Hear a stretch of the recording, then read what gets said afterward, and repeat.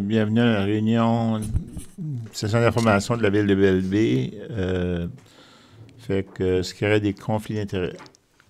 Aucun conflit d'intérêt déclaré. Est-ce qu'on a le quorum? Oui, nous avons le quorum. OK. Point 3, c'est proposition d'arrêter. C'est vous? C'est le directeur général qui va faire les présentations. OK.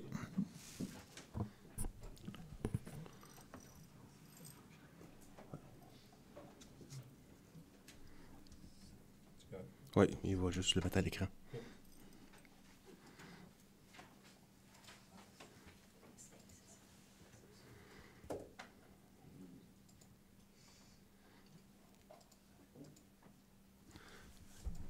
OK, le premier, c'est l'arrêté concernant les lieux dangereux ou inesthétiques de la municipalité de Belleville. Ce soir, on fait une session de travail avant de faire la réunion extraordinaire, parce que s'il y a des changements que vous voudriez apporter aux arrêtés, ça nous donne le temps des deux réunions d'apporter ces changements et on pourra faire des premières lectures. Puis on juge que les trois qu'on présente, là, on s'est rencontrés, le comité des arrêtés, on jugeait que c'était important de les adresser, même que peut-être qu'on peut faire action sur des lieux dangereux ou inesthétiques avant Noël. Donc, la première fois qu'on vous l'a présenté, c'était l'arrêté qui était rédigé au long. On a suivi, la greffière et moi, on a suivi un cours avec l'Université de Moncton par un avocat sur les lieux inesthétiques et dangereux, avec d'autres municipalités récemment. Puis, ça portait une lourdeur administrative de gérer cette façon-là de l'écrire, parce que ça peut arriver qu'il y a une loi qui change, il y a un article qui change de numéro, puis là, ben nous, on numérote selon l'ordre on fait référence, mais là, ça peut être que faut tout renumérer. Il faut être toujours à l'affût des changements du gouvernement, puis ça voulait dire refaire les documents à la numérotation. Alors, ça nous a été recommandé de faire référence à la loi seulement, aux articles de tel paragraphe, mais de faire référence à la loi en son général. Et s'il y a des changements, ben, on n'a pas besoin de faire 3 lectures de notre arrêté. Donc, dans notre arrêté, on explique. Je vais juste avancer mon document. Attendez une minute. Que le conseil municipal de Belleville considère que les lieux dangereux ou inesthétiques ainsi que les bâtiments structures inhabités et inoccupés peuvent s'avérer dangereux pour la sécurité publique. On considère que les lieux dangereux ou inesthétiques ainsi que les bâtiments structures inhabités et inoccupés affectent de manière négative la qualité de vie des résidents de la municipalité à raison des perceptions défavorables en lien aux lieux résidentiels et non résidentiels dangereux et dégradés. Puis, conformément au paragraphe 10.1 de la loi sur la gouvernance locale, le Conseil peut, à des fins municipales, établir et adopter des règlements associés à des lieux et des biens dangereux ou inesthétiques et par conséquent résolu qu'on adopte cet arrêté suivant. Donc, on fait référence aux articles 130 à 145, 151 à 154 de la loi sur la gouvernance locale, y compris des modifications. Donc, c'est l'annexe A que vous avez à ce document, c'est des extraits de la loi sur la gouvernance locale. Puis le processus décisionnel indiqué comme dans l'annexe B, puis à ce moment-là, on peut abroger tous les anciens arrêtés des anciennes municipalités. Changement important, autrefois, il fallait suivre le processus des 3 lectures et ensuite l'envoyer au gouvernement pour que le lieutenant-gouverneur en conseil l'approuve. Et ça pouvait prendre jusqu'à 1 an à faire approuver cet arrêté-là. Maintenant, à la 3e lecture au mois de novembre, on peut, dans certaines situations, puis on va l'expliquer, là, on peut commencer à défaire. On peut commencer à défaire, démolir des structures qui sont jugées dangereuses. Alors, je pense qu'on a des citoyens qui ont hâte que le Conseil passe à l'action. Alors, c'est une bonne nouvelle de savoir qu'on n'est pas obligé d'attendre 1 an pour le lieutenant-gouverneur en conseil. Alors, si on va, Raphaël, au diagramme décisionnel.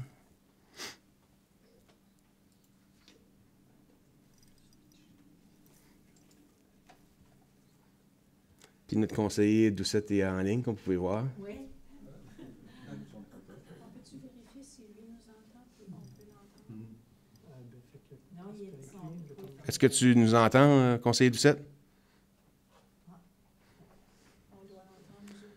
Est-ce que tu peux parler, savoir si nous, on peut t'entendre? Très bien. C'est bon, nous aussi.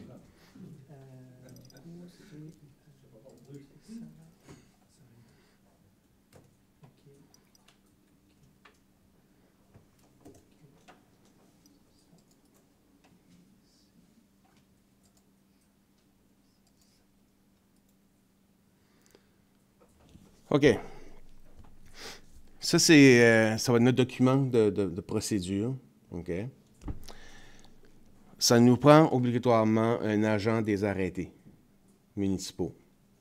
Alors, vous avez vu dans la réunion extraordinaire, provisoirement, Marc-André Godin, il sera nommé l'agent de tous les arrêtés, mais spécifiquement pour les lieux inesthétiques et dangereux. C'est là qu'on a besoin de, par la loi, c'est un des postes qui doit être nommé par le conseil.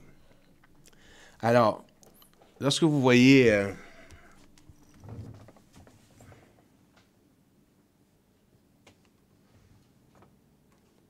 je cherche le... Ah.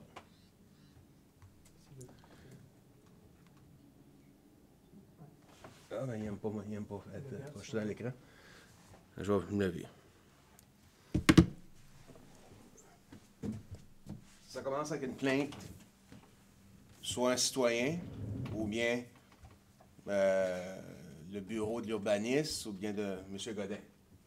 Il y a une première inspection qui se fait du bâtiment, puis qui disent, OK, c'est un bâtiment qui serait considéré dangereux. On fait une évaluation. Une évaluation par une firme d'ingénierie structurelle pour voir est-ce que le bâtiment est un danger au public. Si c'est un danger au public, c'est une situation d'urgence, on bypass toute la procédure et on s'en va tout de suite à la démolition. OK? Ça veut dire que le conseil va être informé, mais on n'a pas besoin d'attendre une résolution du conseil, passer par un comité d'appel, ainsi de suite. On va tout de suite. So, déjà, j'imagine que vous avez des bâtiments qui vous viennent en tête, que Petit Rocher Sud, qui n'a plus rien qui tient la bâtisse ensemble, là. Ben ça, là, on n'aurait pas obligé d'aller au conseil, puis prendre le comité d'appel, et ainsi de suite. Si le rapport sur l'évaluation du bâtiment de construction, ben, ça se peut que le rapport dit que le bâtiment, il peut paraître dangereux, mais si on le répare, ça finit. Tu vois, une toiture qui est écrasée, ça ne veut pas dire que la fondation n'est pas solide, ça ne veut pas dire que les murs ne sont pas solides, c'est juste la toiture a besoin de réparation. Puis ça fait un processus. Ou ça peut, dépendamment de la situation, aller en cour provinciale. Mais disons, la première inspection, on rencontre le citoyen, on a un dialogue. Puis là, on essaie de résoudre la situation avec le citoyen. Puis après ça, il va nous apporter une prochaine inspection pour voir si le problème y a été résolu. Si la prochaine inspection nous détermine que ça n'a pas été résolu, le conseil pourra faire des procédures devant la cour provinciale. La cour provinciale, si on va à la cour provinciale, c'est pour des amendes. On détermine des amendes, puis on va l'appliquer en cour provinciale. Cela, si la prochaine inspection, on voit que ça n'a pas été réglé, l'agent des arrêtés doit écrire à l'étape 5 un avis de conformité. Voici la situation qui s'est présentée, voici le travail qui a été fait, voici la non-résolution du problème. Là, c'est soit que ça va au comité d'appel, l'étape 6. Comité d'appel, vous avez vu dans l'arrêté procédural, il y a une section, là, on a créé le comité d'appel. Le comité d'appel, le conseil, vous allez nommer 5 personnes, dont le président sera un avocat. Pour la simple raison que ça se peut que le citoyen, quand il va faire son comité d'appel, il est accompagné avec un avocat. So, au moins, ils vont se parler le même langage. Puis, le président va choisir 3 des 4 membres pour siéger cette soirée-là pour le comité d'appel. Pourquoi 3? Ben, le président ne vote pas, donc il y aura toujours un chiffre impair. Puis, s'il y a un conflit d'intérêts, où il y a une absence, il y a un conflit d'horaire, on sait qu'on a au moins 3 des 4 qui peuvent être disponibles. Le comité d'appel, lui, il va donner sa réponse aux propriétaires et occupants. C'est sans appel. Il n'y a pas un appel sur un appel. C'est fini. Lui, le propriétaire, lui, il peut aller, c'est soit qu'il abandonne, ou bien il peut aller au cours du banc du roi, c'est un petit peu de la reine. Puis là, le cours du banc du roi détermine qu'est-ce qui devrait arriver avec cette propriété, s'il y a des amendes, ainsi de suite. S'il n'y a pas d'appel, c'est 14 jours, ou les 14 jours sont échus, là, ça vient au conseil. Là, le conseil, vous avez 3 choix.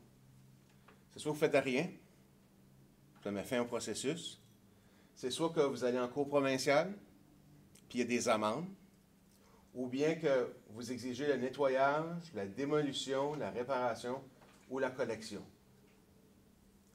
Alors, la plupart des cas vont aller avec le dernier que j'ai nommé. Puis, il y a 3 raisons d'intervention. Si c'est un lieu inesthétique ou délabré, ça c'est la section 131.1 de la loi, on ne peut pas demander nous demander de démolir. On peut juste demander de nettoyer puis de réparer. Disons, c'est une maison, le perron est tout croche, la véranda, ça penche. La maison est correcte, elle. La structure est correcte, la toiture, la fondation, tout est correct. C'est juste en avant, c'est comme si ça va tomber. Mais là, on peut exiger, de réparer. Ça, c'est un exemple. Ou de nettoyer. C'est un junkyard. Puis souvent, les autres municipalités nous disaient, pour nous, ça peut paraître une junkyard. Mais pour eux, c'est de l'or. Il y a des gens qui... Donc, on peut demander de nettoyer. Il y avait un cas dans le sud de la province. La personne avait couché dans un vieil autobus. Il y avait à peu près 40 de chars éparés sur son terrain et sur 8 autres terrains qui appartenaient pas. Il y avait de la ferraille, il y avait des déchets, ainsi de suite. Là, c'était pas que c'était dangereux, mais c'était inesthétique. Ça, là, les gens sont... il y a eu des plaintes, puis ça tout a été nettoyé. Puis la municipalité a eu un rabais sur le nettoyage parce que la compagnie qui a fait le nettoyage, elle a pu récupérer des fonds pour le métal. Parce qu'il y avait une 40 de voitures. Quand ça arrive à réparer les fonds, je vais finir avec les 2 autres. Je vais revenir. Si c'est un bâtiment inoccupé ou inhabité, c'est soit qu'on le répare ou bien on le démolit. Pourquoi qu'on le réparait? Ben, peut-être que le bâtiment est en bonne condition. Mais disons qu'il y a un shed en arrière, puis la porte est défoncée, puis on a dans des villes, des vieux quartiers où les maisons sont proches, mais ça pourrait donner le goût à quelqu'un de rentrer dans le cabanon qui n'a plus de porte, puis de faire un feu. OK? Ça arrivé à Moncton, il y a un sans-abri qui est décédé. Ça arrivé à un autre endroit, à Sussex, il y a 2 jeunes qui sont décédés. Donc, là, on pourrait le réparer. Ou on pourrait le démolir. T'sais, la ville fait tous les efforts de retrouver... souvent, des personnes âgées sont décédées. Ils n'ont peut-être pas vraiment un plan de succession. Ils n'ont pas... ils sont pas... il y a un conflit dans la famille. Puis la ville, puis la province vont faire tous leurs efforts pour retrouver la succession. Puis à un moment donné, ben, la bâtisse, elle est démolie. T'sais. Ça arrivait à Miramichi. Puis son fils était parti en voyage autour du monde. Puis quand il est arrivé, ben, la maison des parents était disparue, était défaite. Il y a des situations qui sont plates, d'où l'importance de faire son due diligence. Mais il y a une ville qui après que le sans-abri est décédé, ils ont défait 6 bâtiments qui étaient vides, inoccupés, pour éviter d'autres incidents semblables. Et si c'est une question de solidité, c'est dangereux, là, on peut la démolir. OK? So, faire attention lorsqu'on choisit, si on dit que c'est inesthétique, mais en arrière de notre tête, on dit on va faire le ménage, on va tout raser, là. Bien, si on prend le 131.1, on peut juste nettoyer ou réparer. Il faut bien comprendre, c'est laquelle des lois qu'on choisit, des articles de la loi plutôt. Puis celui-là, pour démolir, ça prend un rapport d'ingénieur qui donne l'autorité, qui donne...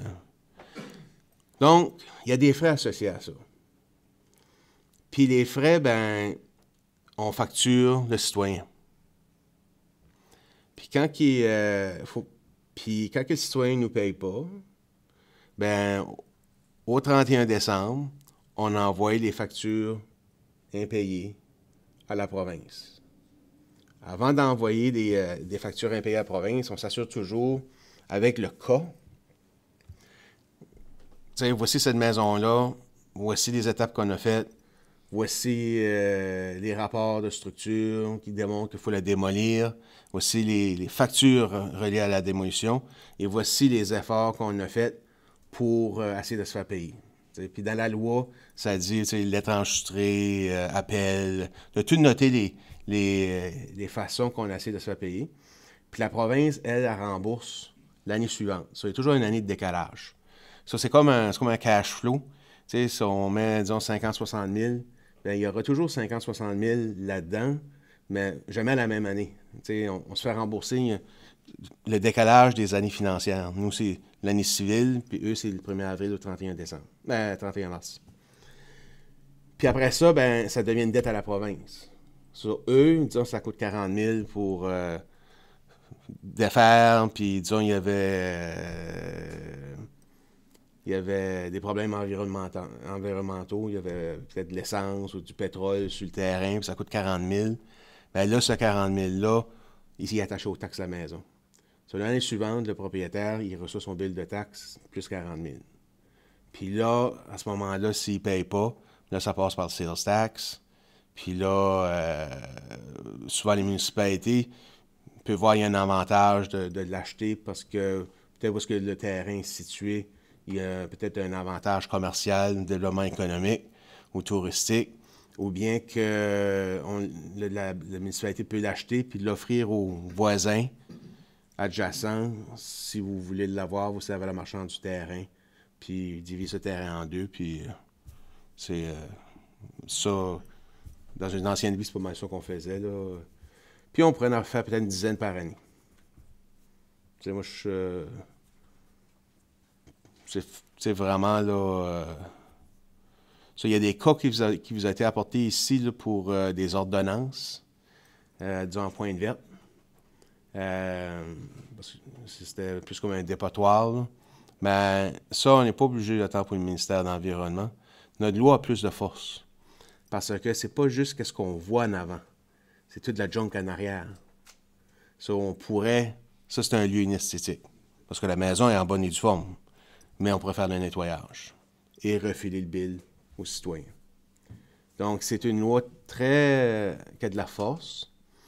Ça prend donc la nomination d'un agent des arrêtés.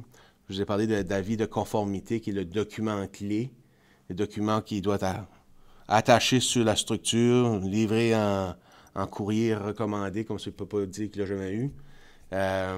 Puis ensuite, il y a le mandat d'entrée qui permet légalement à notre agent des arrêtés d'entrer sur les lieux.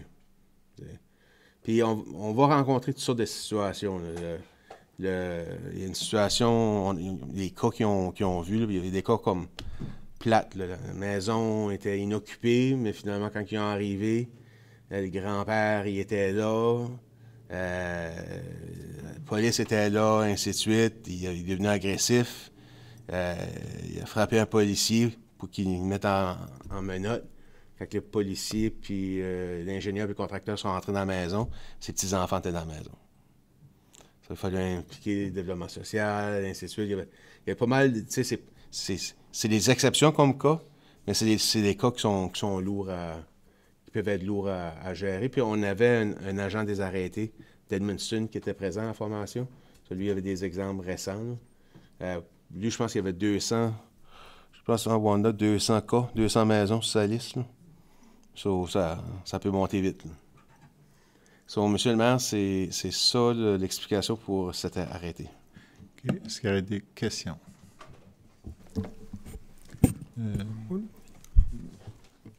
Monsieur Arsenault? On passait à travers de l'agent d'urbanisme pour faire la plainte, puis c'est eux qui vont aller inspecter la propriété ou qu'on fait une plainte à la municipalité, puis c'est notre... Ben, ça va venir ça va venir soit des citoyens, ou si ça vient de l'interne. C'est sûr, dépendamment de la situation, on peut être accompagné d'un inspecteur de bâtiment. Mais comme les premiers cas qu'on va viser, c'est ceux-là après une inspection, on va aller chercher un rapport d'ingénierie pour la défaire tout de suite. Oui, OK. Parce que quand c'est délabré ou inesthétique, ou que c'est inoccupé, c'est tout le chemin là, qui est long. Mais on a tellement de cabanes. Si vous allez dans les DSL, quand une maison qui sont brûlées, puis qui n'ont jamais été nettoyées, que les fondations sont ouvertes, eux, ça ne nous prendra pas un rapport très exhaustif. Là. Si on pourrait faire du nettoyage assez vite. Okay. C'est à travers notre agent. Oui, temporairement. Là, ouais. OK. Merci. OK. M. Dulac? Merci. Moi, je pense qu'on devrait se focaliser sur les demandes des citoyens qui sont existantes, puis sur les axes principaux de Belle-Baie. Parce que je trouve ça fait dur quand on voit des petits rochers sud où souvent ils sont regroupés à plusieurs endroits, mais je pense que quelqu'un qui arrive à Belle-Baie il a plus de chances de passer sur la rue principale que dans les fins fonds de Sormanie. Et je pense que si on passe ces priorités-là, je pense que ça peut donner une idée là. Merci. Ouais. Présentement, on a à peu près 4 plaintes qui est venu des citoyens, dont 3 sur la rue principale. Mais j'ai l'impression, surtout qu'on commence à aller à l'action, puis évidemment, durant nos réunions, vous allez avoir un rapport, ou durant les réunions, c'est peut-être pas urgent, mais on est dans le processus, là. Puis les citoyens vont l'écouter en ligne, donc ça va générer. Là. J'en ai un qui me fait un rappel à tous les 2 mois. Là. OK, c'est M. Joël. Merci, monsieur le maire adjoint. C'était pour faire un lien avec le comité des arrêtés. Ce qu'on avait fait, la version initiale, on avait eu la version qui était complète. C'était une 20aine de pages et on voit que le processus était très long, très complexe, c'était un peu compliqué à lire. La deuxième version, lors de la deuxième rencontre, on a étudié l'annexe B, donc vraiment le diagramme, on se rend compte que le conseil intervient assez tard dans ce processus-là, mais la compréhension, je trouve, était vraiment beaucoup plus simple. Donc c'est pour ça qu'on était d'accord au comité pour partir sur une version raccourcie, mais renforcée d'une certaine façon avec le diagramme. Au niveau de ce qui est présenté, je me demandais s'il y avait... Est-ce qu'on peut remontrer le diagramme, s'il vous plaît ? C'était en lien avec la procédure à la cour, l'étape 9. On le voit 2 fois. Une fois en dessous du conseil, une fois au tout début du processus. Je me demande si cette étape-là, il n'y aurait pas une flèche avec des pointillés pour aller également au jugement. Ou... Je viens juste de le voir à ce moment-là.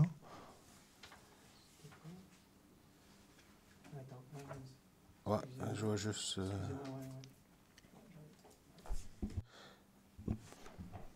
Donc ce serait le carré vert en bas à gauche. On a la procédure devant la cour, étape 9. On a l'étape 9 à côté. Puis est-ce qu'on revoit ce carré-là aussi au jugement ou pas? Ben, si ça va au jugement, c'est la fin. Oui. Il y a la ligne pointillée qui peut être à la résolution. Parce que le cours du banc du roi, ça touche les amendes. Comme si on voulait mettre des amendes qui n'a pas respecté les délais. Disons, il donne 15 jours, ça, un autre 15 jours, puis un autre 15 jours, 3. Mais il y a une amende de 1 000 à chaque fois. Oui. Mais là, c'est là. Mais ça ne veut pas dire que le problème est résolu.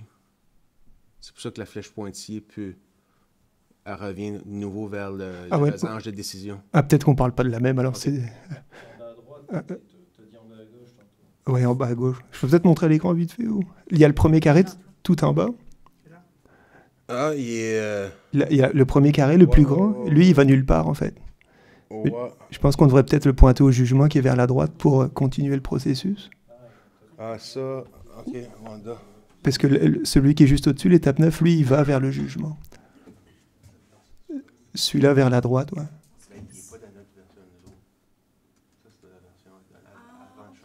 Parce que c'est la même chose, c'est l'étape 9, étape 9. Si tu prends le rapport, puis ça va...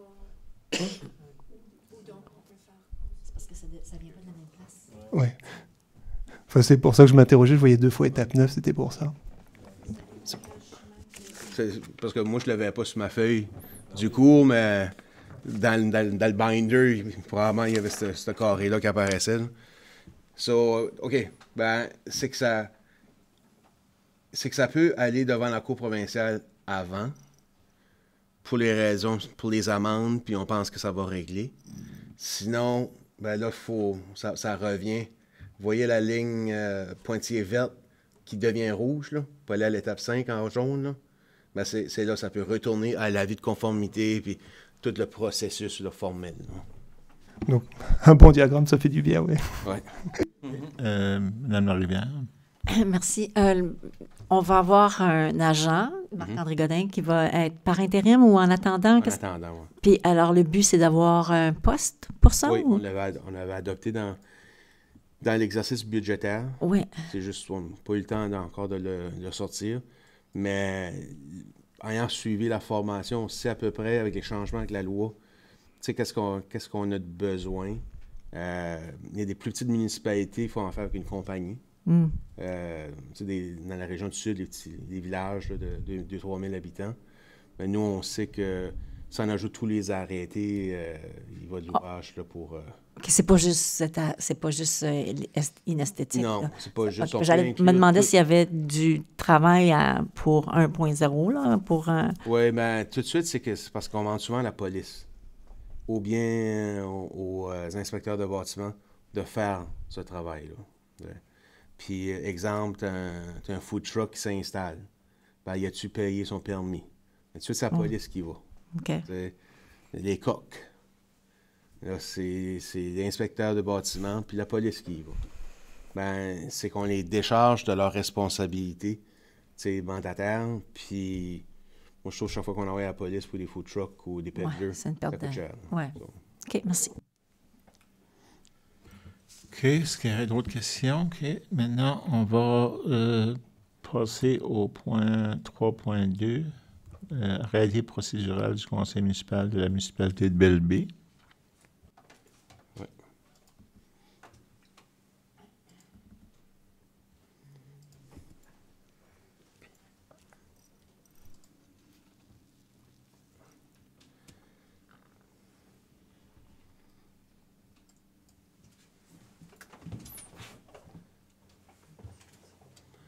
OK, donc on s'est rencontrés à quelques reprises, le comité, puis on a fait une bonne session de travail à la dernière rencontre, c'était quasiment 2 heures, sur la mise à jour de l'arrêté. Puis, conseiller Doucette, puis conseiller Olivier, si vous voyez que j'oublie des choses, là, faites-moi signe. On a mis en rouge des choses qu'on a ajoutées, puis en jaune pour mettre de l'emphase sur certains éléments. Donc, on a défini qu'est-ce qu'une réunion publique, une réunion plénière ou une réunion huis clos. On a ajouté la page Facebook comme élément d'avis. Puis je fais une parenthèse, le site web avance bien. On produit beaucoup de documents. Sinon, ben, on a du matériel à faire afficher sur le site web. On est en train de construire l'arborescence et la navigation du site web. Là, donc, ça s'en vient bien. Réunion extraordinaire. Les rencontres se tiendront à l'édifice municipal du secteur de Petit-Rocher afin d'utiliser les équipements technologiques présents pour diffuser en ligne toutes les rencontres ordinaires. Avant, le texte, c'était... On faisait la tournée. Mais on a vu l'accès à l'Internet, l'accès à physiquement de l'espace si on veut diffuser. Donc, on a changé le texte. On a mis souvent la documentation pertinente, parce que souvent, ça se limitait à l'ordre du jour, mais s'il y a des documents, on l'ajoute. On a ajouté Facebook pour les avis. Une réunion d'urgence, on a spécifié comment on avise le public qu'il y a une réunion d'urgence. La réunion à huis clos, on fait référence à l'article 68 de la loi sur la gouvernance, où les gens peuvent aller lire, au lieu de... on fait un résumé, pourquoi on fait une réunion à huis clos, mais les citoyens peuvent quand même faire référence. Là.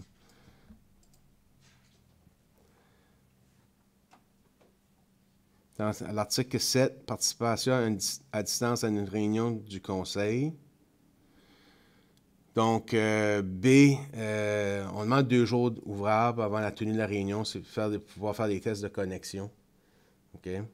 D, un membre du conseil ne peut participer à distance à plus du quart des réunions ordinaires et à plus de 4 réunions extraordinaires ou sessions de travail ou à huis clos par année, si le membre n'est pas dans la région où il est malade à son domicile.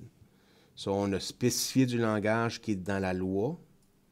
Passer ces noms, sauf pour cause d'invalidité, un membre du conseil ne pourra participer à distance à une réunion.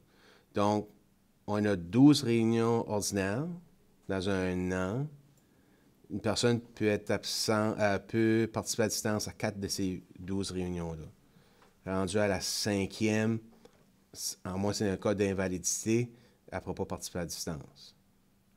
Ça, la loi, mais c'était dans l'esprit que c'est une réunion publique, le public est invité, les citoyens sont invités, soit il peut y avoir des échanges avec les gens. Dans le cas où, tu sais, comme à ce soir, on a 2 réunions, sa personne, comme conseiller Doucette, participe à distance, ça comptabilise seulement une participation à distance, ça compte pas pour 2. Là. So,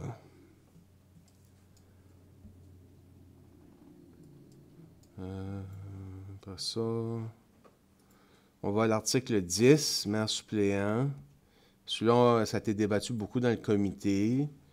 Le comité, finalement, a penché, le mandat du maire suppléant sera d'1 an. Il doit s'assurer que son emploi du temps permet cette responsabilité additionnelle. Pourquoi 1 an? C'était pour donner la chance à 4 personnes durant un mandat de vivre l'expérience. Donc, c'était simplement cette raison-là.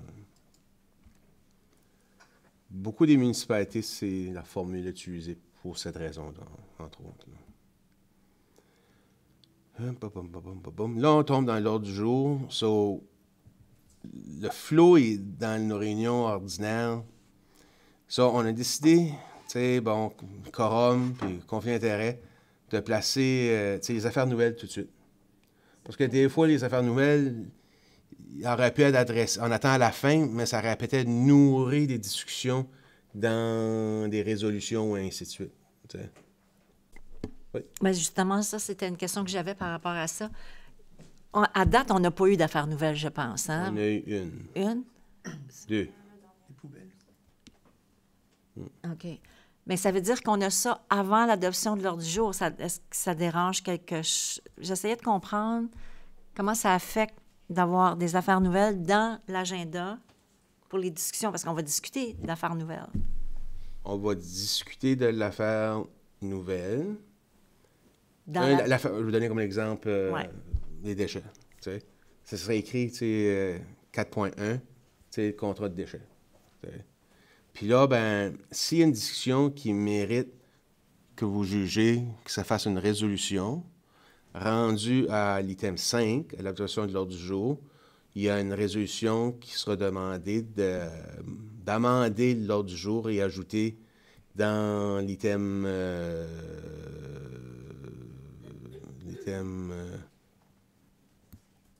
12, le deuxième 12, là, de le mettre là, comme une résolution, et ainsi de suite. Donc, on peut, si c'est traité avant l'adoption de l'ordre du jour, est-ce qu'on peut l'insérer dans l'ordre du jour par la suite, en faisant un amendement à l'ordre du jour? OK, oui, je vois. Ouais. Le contraire ne peut pas se faire. Mais si on prend l'exemple des déchets, justement, là, les déchets, c'est pas une affaire nouvelle. Ça, c'est quelque chose de récurrent. Ben, c'est peut-être que le contrat, comme on a eu une curveball dernièrement, du contracteur pour les recyclages, là, qui change tout le calendrier. OK. Le citoyen qui est habitué, c'est le jeudi, ben là, c'est le mardi d'une semaine, puis le vendredi de la semaine d'après. OK, mais là, je comprends pourquoi il est avant l'adoption. Merci. Yeah. Puis après ça, là, on a des présentations dans l'item 6. On adopte les procès-verbaux. Exposé, suivi des dossiers, on a juste comme séparé 9-10, mais c'est sûr que pour que ça vienne à l'ordre du jour, bien, on mettra les noms des conseillers cette semaine-là, puis ce mois-ci, puis le conseiller de l'autre mois. Là. C'est juste qu'on ne peut pas mettre les noms des conseillers dans l'arrêté procédural. Là. Le rapport de correspondance, si vous avez des questions, c'est les correspondances que la greffière a envoyées. On n'avait pas de section finance. Là, on va avoir un rapport, ben, on a 4 rapports trimestriels. On a les rapports qu'on va faire le budget, ainsi de suite. Donc, finance doit absolument être dans l'ordre du jour. Et ensuite, on a nos résolutions, puis les arrêtés municipaux. Si on a envie, l'affaire nouvelle, le suivi de dossier, bien, il y a des opportunités de poser des questions dans le numéro 9, dans le numéro 10. Puis l'intervention du public, l'intervention du public, le public peut intervenir, comme que il faut juste qu'il avise, puis qu'il s'inscrit, ainsi de suite. Ça permet d'avoir un certain... Pas que ça déborde, là, puis un certain respect du décorum. Vous avez vu récemment... il y avait, disons, dans la région de Dalhousie, pour la mine, ben, la salle était pleine, mais il y avait 5 personnes. Ils ont la même procédure. Il y a 5 personnes qui s'avaient inscrites. Quand il y a eu l'autre réunion, ils ont été à l'amphithéâtre de la Polyvalente, parce qu'il y avait tellement de monde. Ben, il y avait 8 personnes qui s'étaient inscrites, mais finalement, il y en a une vingtaine qui a parlé. Parce que là, ça se levait, puis ça criait, puis ça c'est devenu... Ça était la même chose avec... au soleil, avec l'heure arrêtée là, sur l'affichage. Ça devient difficile. Puis là, ça tombe sur les dossiers de ressources humaines. Pourquoi telle personne a été congédiée ou ainsi de suite. Beaucoup de ces réunions-là, il faut avoir la présence de la police. Ça dérape rapidement. Si la personne prend le temps de remplir le document, ça apporte un sérieux. T'sais. Ensuite, si on va... Peut-être un point. Oh, excuse-moi. Peut-être pour dire au travail du comité qui a été fait sur l'ordre du jour, c'est d'avoir quelque chose de beaucoup plus fluide, savoir quand est-ce qu'on peut poser les questions. Ensuite, on peut voter. Donc, il y a un temps pour tout. Au niveau des termes, on voit principalement pour les conseillers, c'est exposé et suivi de dossier. C'est être sûr qu'on manque rien à chaque fois et qu'on puisse s'approprier au niveau du conseil l'ordre du jour. Donc, on avait vraiment mis l'emphase là-dessus avec le conseiller Doucette pour que il soit plus clair et on ne manque rien à chaque réunion ordinaire. Oui, bon point. Puis je dirais, si vous avez un suivi d'un dossier, puis que vous jugez que ce serait de l'intérêt de tout le monde, un heads-up pour nous autres, c'est toujours apprécié parce qu'on peut aller chercher la réponse exacte au lieu de donner « j'ai pas toute l'information, puis il faut que je reviens ». So, un heads-up, quand vous jugez... si c'est un dossier en particulier qui touche juste, dans la rue Grant, là, je regarde Annick, mais ça n'a pas besoin d'aller nécessairement ici, mais ça peut. Mais si ça touche, comme conseiller Arsenault, piste cyclable, ça 134, mais il y a un intérêt qui est plus grand que la salle, Mais là, un heads-up, là, on peut vous dire exactement où est-ce qu'on est rendu dans les travaux, puis ainsi de suite, là. Ensuite, dans l'article 15, ça, c'est le décorum du Code Morin. Puis c'est semblable à Robert's Rule. Nous, on a choisi le Code Morin dans le comité de transition parce que c'est beaucoup plus simple au niveau de la gestion.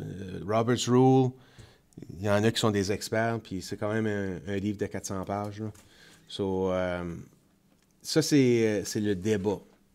So, un membre de conseil ne peut prendre la parole plus d'une fois sur la même question, sur la même motion, sur le même point, sans la permission du maire. sauf pour expliquer un élément important de son argumentation qui a pu être mal compris, mais ce faisant, il ne peut soulever sur le point nouveau. So, disons, il y a un débat. Ça, c'est les règles. Je sais que c'est dur à respecter, là, mais je vous l'explique juste dans le Code Morin. Là. Vous pouvez juste parler une fois. À moins que vous semblez avoir une incompréhension autour de la table de ce que vous avez dit. Ça, vous voulez reprendre la parole pour mieux expliquer clairement le point, mais vous ne pouvez pas apporter de point nouveau. Moi, j'ai été souvent le président d'assemblée ou d'AGA ou c'est difficile. Là. C'est difficile à gérer parce que un débat, ça ne se limite pas juste à 9 interventions des fois.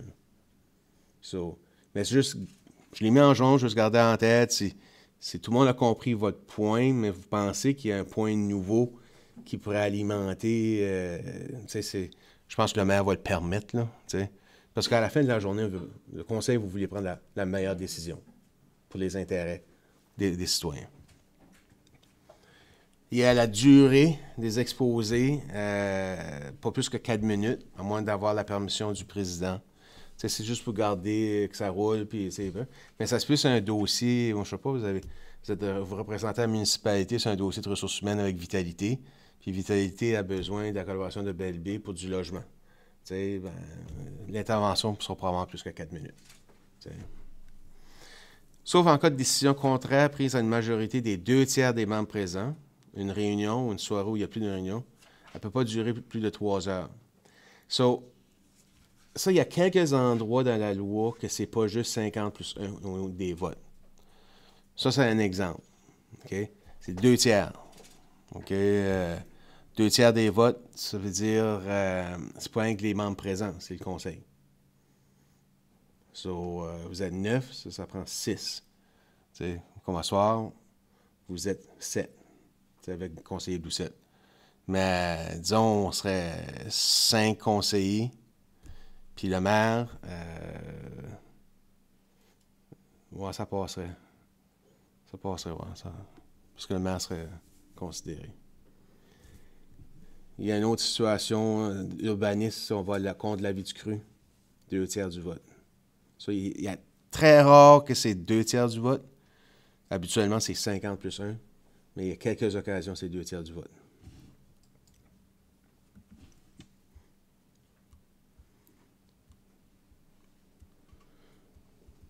OK. Une fois une proposition est faite et appuyée, le proposeur aura le privilège de parler en premier et de clore le débat. Souvent, il y a peut-être des résolutions qui n'ont pas de débat, là. Mais admettons que ça pourrait être un sujet qui alimente un débat. La personne qui propose, c'est la personne à prendre la première parole et peut clore le débat à la fin, selon le Code Morin. Un membre peut, mais il n'est pas en jaune, mais un membre peut à n'importe quel moment invoquer un règlement ou soulever une question de privilège ou de renseignement. Le débat doit être alors suspendu. La question doit être posée clairement par le membre et une décision sera rendue par le président en consultation avec le greffier et la direction générale. Si invoque un règlement ou soulever la question de privilège, renseignement, c'est parce qu'il a besoin de l'information. Il comprend, le conseiller, il comprend pas vraiment ce qui se passe. Mais des fois, ça peut être un règlement ou un privilège. Souvent, moi, je ne connais pas par cœur tout le Code Morin. À ce moment-là, on prend une pause, puis moi puis Wanda, on va aller avec le maire vérifier dans notre manuel du Code Morin cette situation-là pour donner, rectifier le tir ou de donner l'information sur la procédure. Un membre peut à n'importe quel moment dans le débat demander que la question et la motion en train d'être examinée soient clarifiées et reformulées. Parce que le débat a évolué sur la question. Sur la création de comités permanents provisoires, justement, il y avait un débat sur le forum des administrateurs municipaux, là, sur la composition, sur moi, j'ai ajouté minimalement un employé de la municipalité doit siéger sur chacun des comités. La loi dit que la greffière devrait siéger sur tous les comités. Mais il y a une réalité, là. Puis la plupart des grandes municipalités ont moins de 10 comités. C'est tous alentour de 7 comités qu'ils ont. Nous, on a beaucoup de comités permanents, qui est peut-être normal parce qu'on est une municipalité naissante. Puis on a beaucoup de comités provisoires. Puis ça, après que le dossier est fermé, mais il est fermé. Mais c'est bon d'avoir un employé parce que ça permet de faire le lien. S'il y a une décision ou une action à prendre. Réunion du comité plénier, qui soit nommée session d'information ou session de travail. L'article 17. Attends une minute. B. On dit que le conseil tiendra au minimum une session de travail public par mois, sur le premier et le quatrième mardi du mois. Ça dépend. Il y a des fois, c'est le premier du mois. Là, ce mois-ci, il y en a 2. Exception faite pour le mois de juillet et août. Juillet et août, on n'a pas le choix d'avoir nos réunions ordinaires publiques. On essaie d'avoir une réunion, une session de travail pour pouvoir faire le travail, pour avoir nos résolutions de prêt pour la réunion ordinaire de ces 2 mois d'été.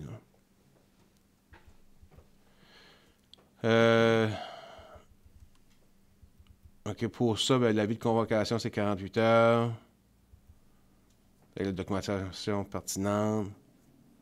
Le maire peut présider lui-même la session de travail ou désigner un autre membre du conseil à cet effet. Je ne sais pas si c'est un sujet particulier. Puis, non, la personne ne pourrait pas participer au débat.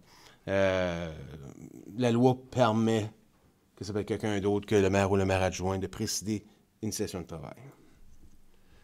Il y en a des séances de comité ont des votes. Il y en a d'autres qui n'ont pas de vote. Ça dépend de la taille de la municipalité puis l'enjeu. Il y a des comités comme à Moncton, ils sont une dizaine de personnes sur le comité. Là. Puis il y a des procès-verbaux, puis selon la loi, les réunions sont publiques, sont annoncées. Donc, plus petite municipalité, on a moins de staff à gérer tous ces éléments-là, mais on est quand même réglementaire.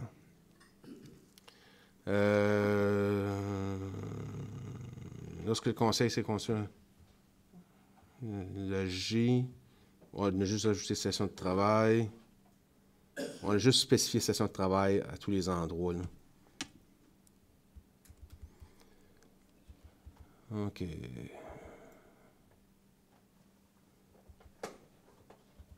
Là, il faut rejouer avec la les lettres, là. C'est bon. Là, on a mis encore que c'est à Petit Rocher, afin d'utiliser les équipements technologiques présents. Le D, hein? 18, là. Ouais, là. T'es là.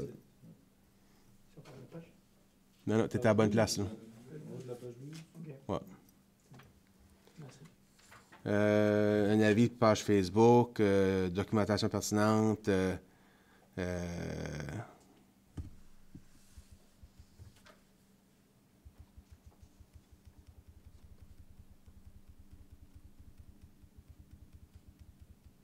OK, j'avais déjà fait. OK. Là, je suis sur l'article 19.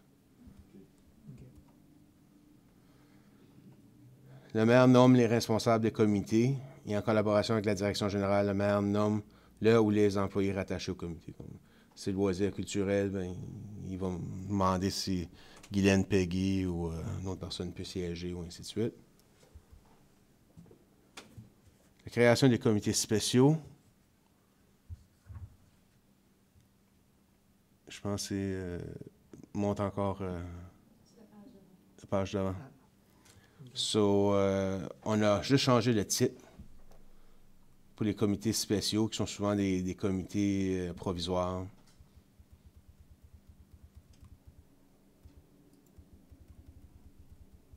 Les comités du conseil. Mais ça, je reviens toujours à la même page. Ouais. Okay. J'ai une infection dans un œil, là, ça, je vois double, là, ça. Reprise des débats. Les questions, motions ou affaires sur lesquelles il y a statué par un vote des membres du Conseil d'une réunion du Conseil ne peut être examiné à une réunion du Conseil avant l'expiration d'un délai de 3 mois, sans le consentement de la majorité de tous les membres du Conseil ou s'il y a lieu du comité. So, admettons, on sait si c'est la lecture d'un arrêté de zonage, quand c'est défait, le même zonage ne peut pas être représenté à la municipalité avant 1 an. Si c'est le même projet. Vous avez vu la municipalité voisine, c'est pas 1 an là, que c'est sur Riverside là, que le projet. C'est parce que c'est pas le même projet. C'est pas la conversion du bâtiment existant en logement étudiant, c'est un immeuble de 8 étages. Donc, ils ont pu revoir l'arrêté de zonage avant. Pour la reprise des débats, admettons que c'est un sujet X, puis la motion a été défaite, on ne peut pas le revoir avant 3 mois. À moins que la majorité des membres veut qu'on le retouche avant 3 mois. OK? Les conflits d'intérêts, on a ajouté, dans les conflits d'intérêts, qu'est-ce que la note du gouvernement là, nous a demandé d'adapter. Là. Donc, on doit, nous, soumettre le conflit à la Commission de la gouvernance locale.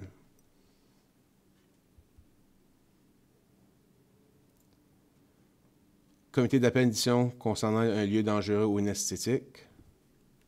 Ça, vous l'avez, je vous l'ai expliqué tantôt. Je ne sais pas ce qui arrive avec mon... Ah, je reviens, je fais un pas en avant et 2 pas en arrière. OK. Je reviens dans les conflits d'intérêts. C'est qu'est-ce qui est écrit dans la loi sur la gouvernance, sur la commission de la gouvernance. Code d'éthique de conduite durant les membres, la seule chose qu'on a fait référence, on a changé l'arrêté. Le numéro de l'arrêté, c'était T02, mais là, on a modifié le code de déontologie pour refléter ce qui est dans la loi sur la commission de la gouvernance.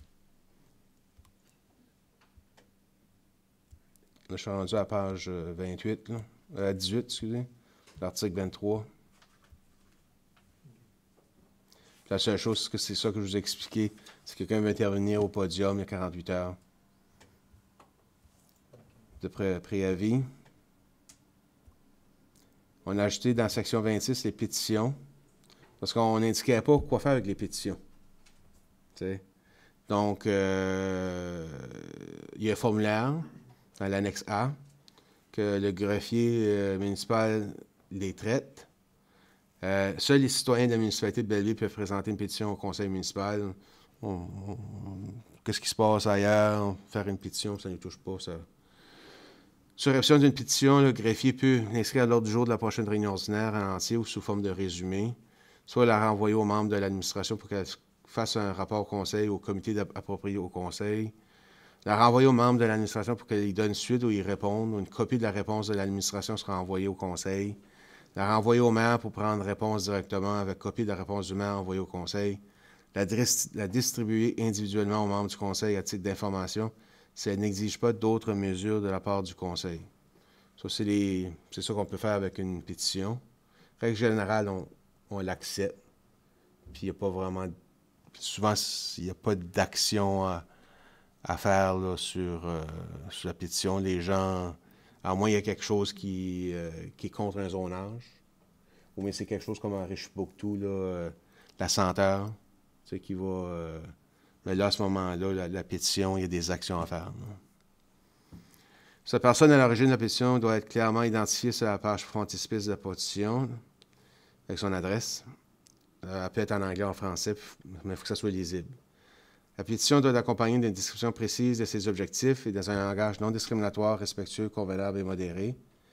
La pétition peut comprendre une description plus détaillée du grief ou une déclaration d'opinion. Toutefois, une déclaration de grief ou d'opinion ne peut être reçue comme une pétition. La demande doit être claire et pertinente. Il ne peut pas exiger ou inciter qu'on fasse quelque chose. Une pétition ne sera pas acceptée si elle est considérée comme vexatoire, abusive ou autrement inappropriée. Elle peut être prise en considération lors d'une réunion privée en vertu de l'article 68, dans une réunion à huis clos. La question est devant le Comité consultatif régional en matière d'urbanisation, le CRU, la commission d'appel et l'évaluation de planification des tribunaux. Si la question dont la pétition fait l'objet, c'est aller déjà devant le CRU, c'est aller déjà dans la commission d'appel de la gouvernance, c'est aller déjà devant la commission d'appel sur des lieux inesthétiques ou dans la commission d'appel de l'évaluation, on ne la traite pas. S'il s'agit d'un double, d'un quasi-double d'une pétition semblable reçue ou soumise au cours des 6 derniers mois, dans le cas des pétitions électroniques en ligne, celles-ci doivent inclure tous les items sur le formulaire pour la présentation de la pétition, à l'exception de la signature. Celle-ci sera remplacée par l'adresse courriel du pétitionnaire. Puis on veut que les gens qui signent sont nos citoyens. T'sais, moi, j'ai déjà eu des pétitions en ligne. Là. Une soirée, j'en ai 3000 quelque chose qui a l'indé dans ma boîte courriel. Là. Mais il y en a beaucoup, ça venait de l'Ouest canadienne. C'est ça. C'était pas sérieux. So, Puis on abroge les arrêtés précédents. Puis c'est ça que c'est. Je suis désolé, là,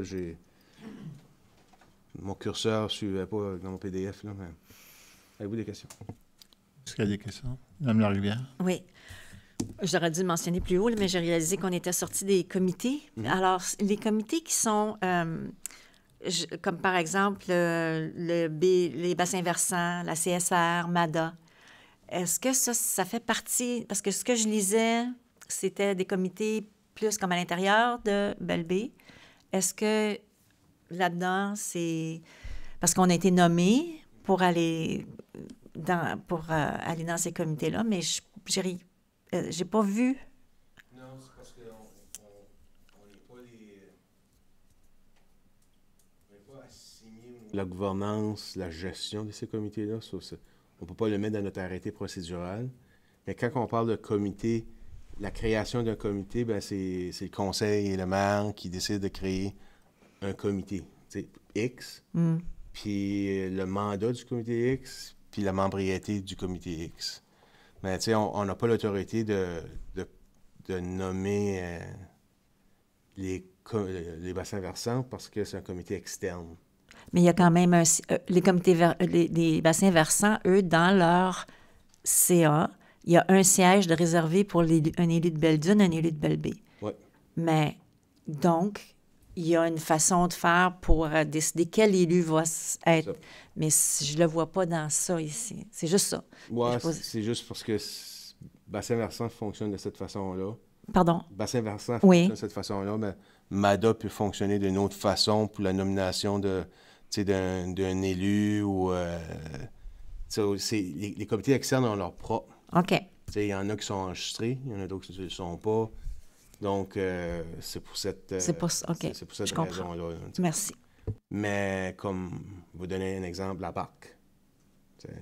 Quand on aura le transfert final, les papiers d'avocat, bien là, on va créer un comité de la BAC. Ça va être ma recommandation. Là, on va le voir. Puis là, c'est parce que la BAC est une entité en soi, parce que c'est une coopérative enregistrée dans un bâtiment qui nous appartient. Moi, je recommanderais un comité conjoint, co-gestion, parce qu'il y en a un qui a sa mission, puis l'autre, il a la responsabilité du bâtiment. Puis là, ça serait nos règles à nous pour nommer ce comité de co-gestion. Mais si la BAC décide dans leur AGA d'avoir une place d'un élu sur leur coopérative, ça va être leur règle à eux autres. On ne l'inclura pas. Est-ce qu'il y a d'autres questions? Vu que, je ne sais pas, mais moi, là, c'est une réunion d'information, je peux-tu demander des questions? Il faut que je m'assire. Non, vous pouvez poser des questions. OK, j'ai une question ici, c'est pas une question du terme, là, mais c'est que ça dit le mandat du maire suppléant sera d'1 an et on doit s'assurer que son emploi du temps permet cette responsabilité additionnelle. ça me trouve drôle parce que ça veut-tu dire qu'une personne qui est sur le marché du travail ne peut pas siéger comme maire suppléant, comme emploi du temps. Disons un exemple, un conseiller, la raison que j'amène ça, c'est qu'une personne qui disait, disons, moi, je m'en vais en vacances pour 2 mois l'été, ça veut dire qu'il peut pas être maire adjoint. Ben, il y a toujours... Non, mais c'est comme... C'est la première fois de ma foi que je vis ça, parce que c'est que ça devrait pas... Je veux dire, si tu présentes sur un conseil, puis tu acceptes le rôle d'un comité, disons, pas juste maire adjoint d'un comité, mais d'après moi, ta responsabilité est d'être présent aux réunions. Mais là, ça se dit, si tu le gardes comme il faut, ça se dit pratiquement comme si quelqu'un qui est sur le marché du travail n'est pas disponible. Non, c'est dans le contexte, là...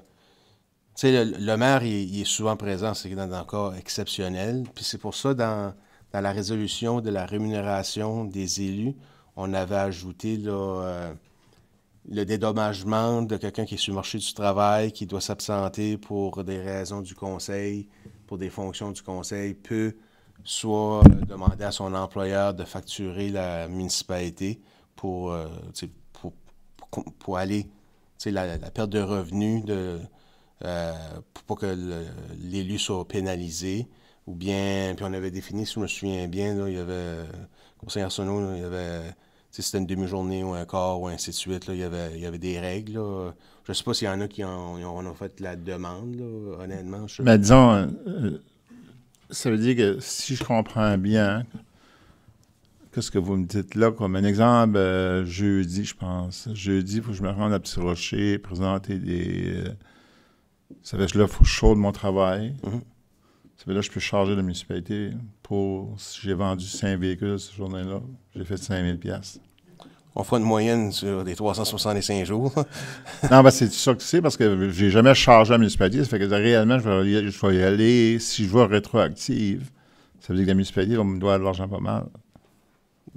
Ben, c'est ça la résolution. Non, mais si c'est ça que c'est, moi, j'avais l'impression... Là, je parle pas du terme. Là. Ça, c'est correct. Je suis bien d'accord avec le terme parce que ça donne la chance à tout le monde d'être maire adjoint. Là. Mais je parle juste que, moi, dans mon idée à moi, vu que le maire adjoint, la rémunération du maire adjoint était un petit peu plus haute que celle des conseillers, que ça comprenait... les responsabilités supplémentaires. Mais là, tout de suite, la manière que je vous comprends, ça veut dire si que je sors du travail, puis je représente la municipalité, ça veut dire que je peux théoriquement marquer une perte de salaire. Ben, c'était ça. Je sais pas, moi, c'est ça, je me demande, là, parce que si c'est ça, ça veut dire qu'il faut que je garde toutes les fois que j'ai remplacé le maire, puis j'ai sorti du travail depuis que je suis maire adjoint. Disons un exemple, je n'ai jamais clamé une fois. Là. Ouais. Moi, j'aurais pas de problème avec ça parce que je peux prendre le 5 000 $ de plus. Là. Tu sais, là, je peux l'user. Là, j'ai comme... Si je peux me permettre un point, parce que là, Moi, le maire adjoint ne peut pas... Ouais. J'ai demandé la permission à la greffière. Oui, c'est ça, mais c'est parce qu'on aimerait ça mettre un point là-dessus. Là. Je pense que c'est... Ce point-là, c'est tout simplement une clarification, puis de clarifier un fait que d'être... Puis si je prends quelqu'un qui est salarié, mettons, travaille de l'heure à tant de l'heure, puis que parce qu'il ne sera pas là ou elle ne sera pas là pour 2 heures de temps va être... Je pense qu'on regarde à des situations comme ça. On ne regarde pas à des cadres, un personnel cadre, ou bien... On parle vraiment quand quelqu'un va avoir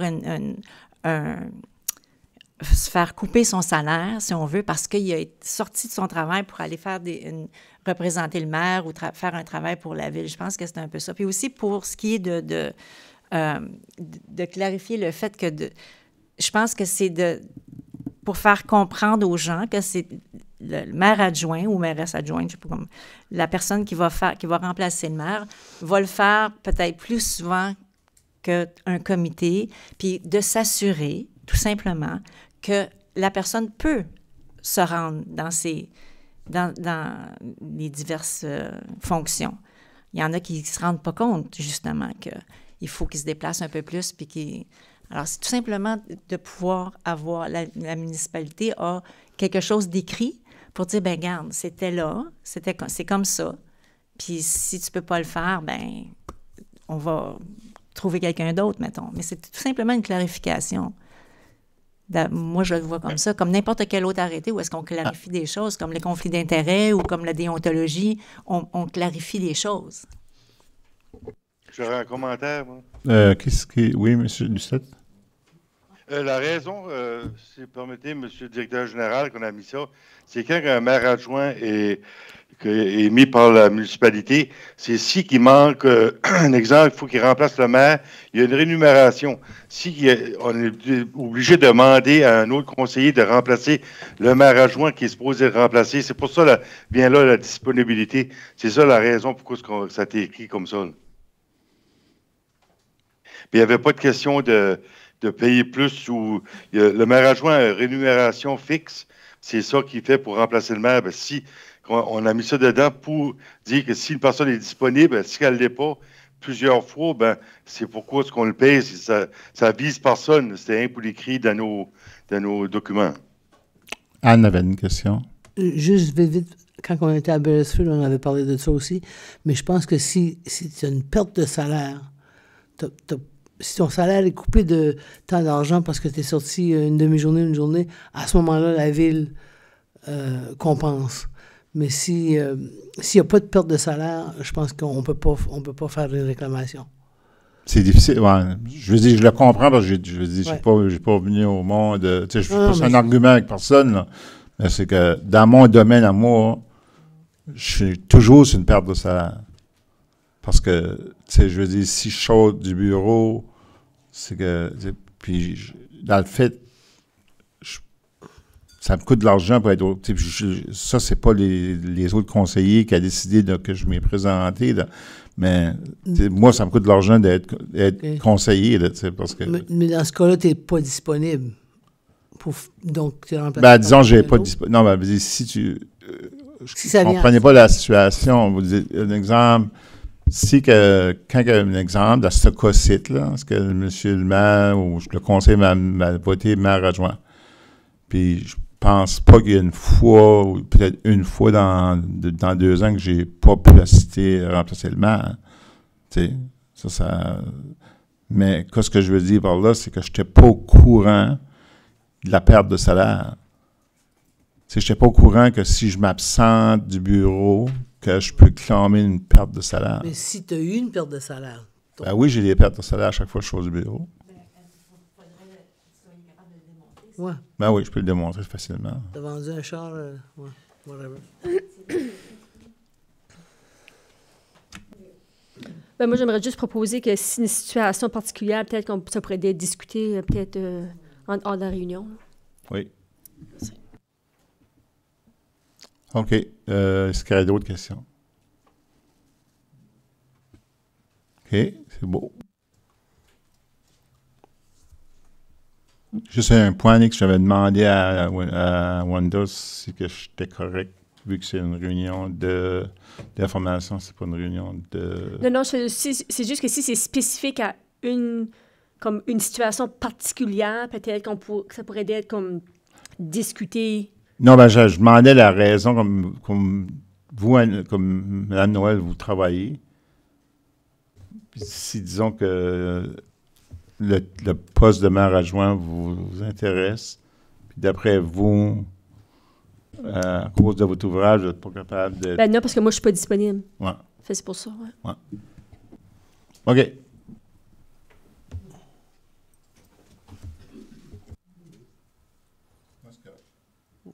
On va au prochain.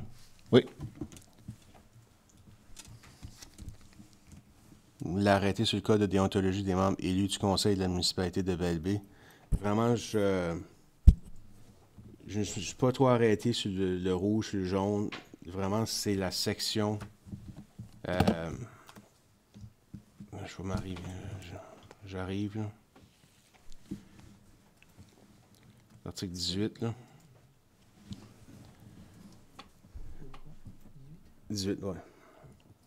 So, il y a une loi sur la commission de la gouvernance. OK? Puis, donc, elle va traiter des plaintes du code de déontologie. So, le premier changement que j'ai mis avant la plainte, là, avant la section 18, là, c'est que nous, à l'interne, on ne disait pas à qui la plainte allait. Tu sais, si la plainte est sur un conseiller, ben, ça va au maire. Mais si la plainte, c'est sur le maire, ben, ça va à qui? Tu sais, so, j'ai ajouté et la direction générale. OK. So, là, quand vous autres recevez une plainte, tu sais, c'est ça, un élu qui fait une plainte, ou bien ça peut être un citoyen qui fait une plainte. Ben là, le conseil peut prendre décision de prendre une tierce partie pour faire une enquête, ou le conseil décide elle-même, elle va faire l'enquête. All right? Mais c'est qu'avec la loi sur la commission de la gouvernance, c'est que le citoyen, lui, ou l'élu, peut faire une plainte directement à la commission. So, la loi sur la commission a défini un processus de traitement d'une plainte informelle, de traitement d'une plainte formelle, qu'est-ce qui devrait être considéré. So, il y avait de l'arrimage à faire avec notre arrêté et la loi. C'est simplement ça comme... il y a les pénalités. Nous, on avait des pénalités sévères. C'était 30 jours, 3 mois, 60 mois.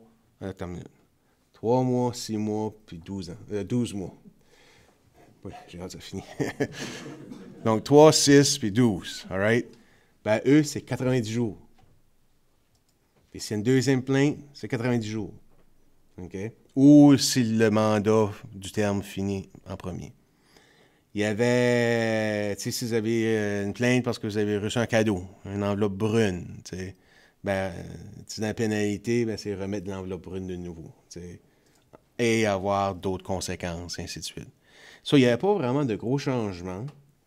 Ça voulait dire la même chose, juste, j'ai essayé d'arrimer avec le langage de la loi. Mais 18, c'est le processus d'une plainte informelle. 19, c'est le processus d'une plainte formelle. Puis après ça, 20, la conformité et application. Puis le 21, c'est la procédure. Donc, c'est pas mal ça les seuls... Je vous dirais, c'est l'article 20 là, qui est le plus important. Parce que exclusion du membre lors des diffusions d'informations, suspension ou destitution de certains ou de tous les comités, exiger qu'ils suivent une formation ou des séances de counseling selon les directives de... Il y avait des affaires qui, nous, ça voulait dire proche de la même chose, c'était pas ça. J'ai essayé d'arrimer les deux langages, mais c'est vraiment... Puis c'est pour ça qu'ils nous ont envoyé la demande de faire la mise à jour de nos arrêtés. C'est parce qu'on ne voulait pas être dans une situation où le citoyen il avait déposé une plainte au conseil, puis il dépose une plainte ensuite à la commission, puis c'est pas le même chemin. Pas la résolution. So. Je ne sais pas si vous avez des questions.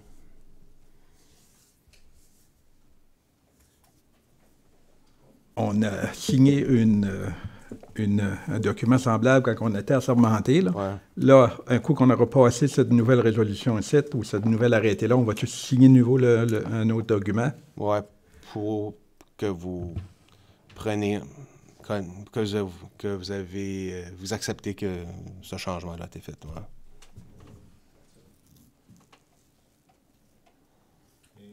Est-ce qu'il y a d'autres questions?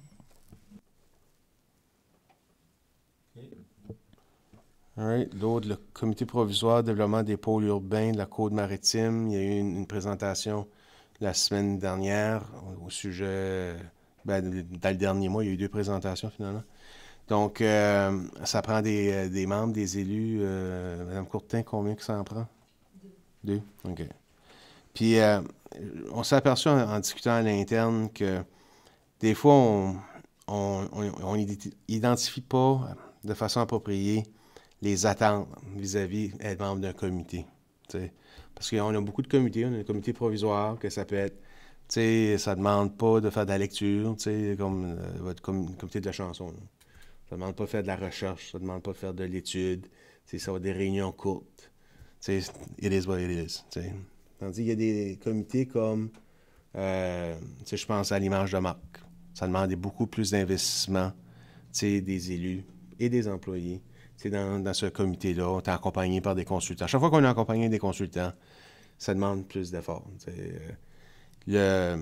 Le plan municipal, je peux vous dire, avec les 4 citoyens puis les employés, ça demande énormément d'efforts.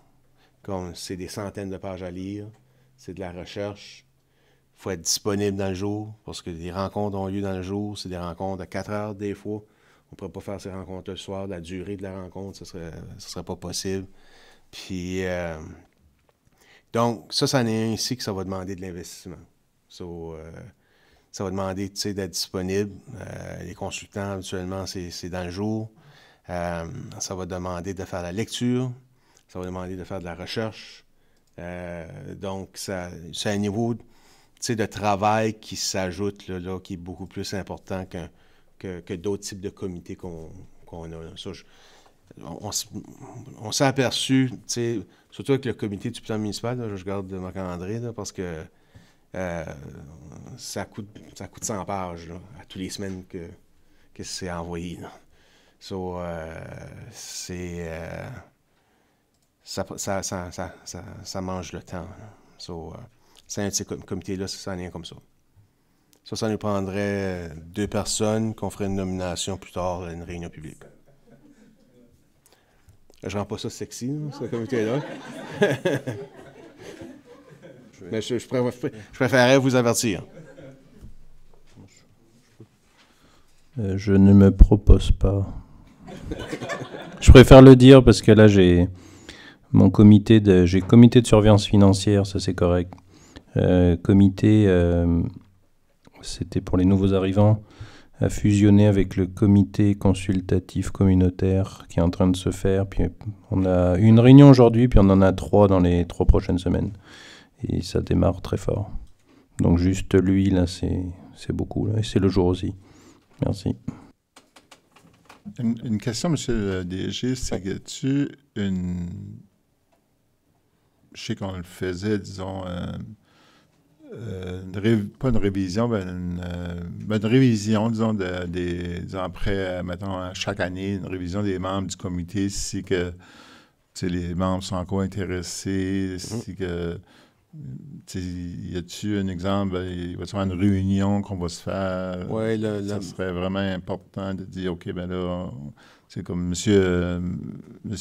Islac a mentionné tantôt.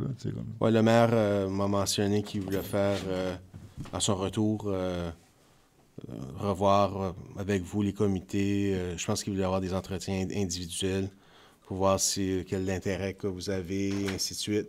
Puis pour avoir un nouveau membership, peut-être pas 100%, mais renouvelé pour le début de l'année. Puis la loi, comme la question de Mme Larivière tantôt, la loi des comités comme le versant, je sais qu'il y a des comités comme, ben là, je sais que ça change un peu parce qu'à un moment donné, comme la BNPB, les auditeurs de la BNPB fait partie de, c'était des termes maximum de 3 ans. C'est comme la CSR, disons, y a-t-il un maximum, c'est la loi, il faudrait regarder les arrêts ou la loi des CSR, si les membres doivent être remplacés après ou c'est individuel. C'est 4 ans. Ce sera des choses à garder pareil. Là, je pense pas que c'est 4 ans, mais c'était avant, quand c'était les maires. Oui, ça changeait un peu. Là, avec la réforme, je ne pourrais pas le dire. Je sais qu'il y a eu comme Batters ont changé les représentants à la CSR. Oui, une question sur ces comités-là. Est-ce que je pense notamment à celui-ci? Est-ce que ce serait possible d'avoir un échéancier révisé pour qu'on puisse se prononcer?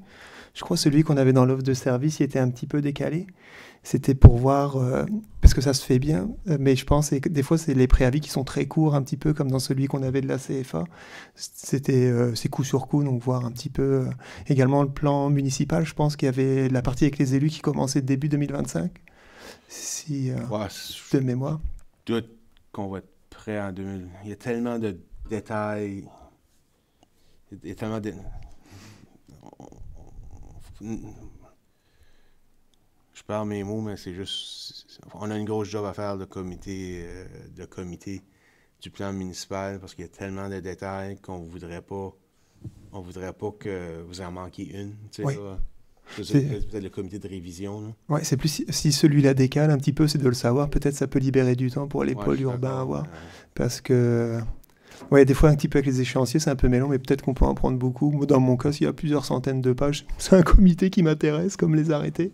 Donc, c'est à regarder si peut-être tout peut fitter ensemble de même. Madame Courtin, on pourrait leur envoyer on va vous envoyer un échéancier révisé suite là, au décalage. Puis vraiment, on nominerait les élus de façon officielle à la réunion ordinaire qui aurait lieu le 19 novembre. Donc, vous avez du temps à y penser. Ça complète cette section de la session d'information, monsieur le maire. OK, ça fait que on n'a pas de... disons, il y a la levée des réunions, mais il n'y a pas de... on n'a pas de... Excusez-moi l'anglicisme, on n'a pas de time-out. On va recommencer l'autre réunion tout de suite, là. Parce que vu que c'était pas une réunion publique, on va avoir une réunion à huis clos, la population peut rester, les citoyens peuvent rester. C'est une réunion extraordinaire. Là, on commence une réunion extraordinaire.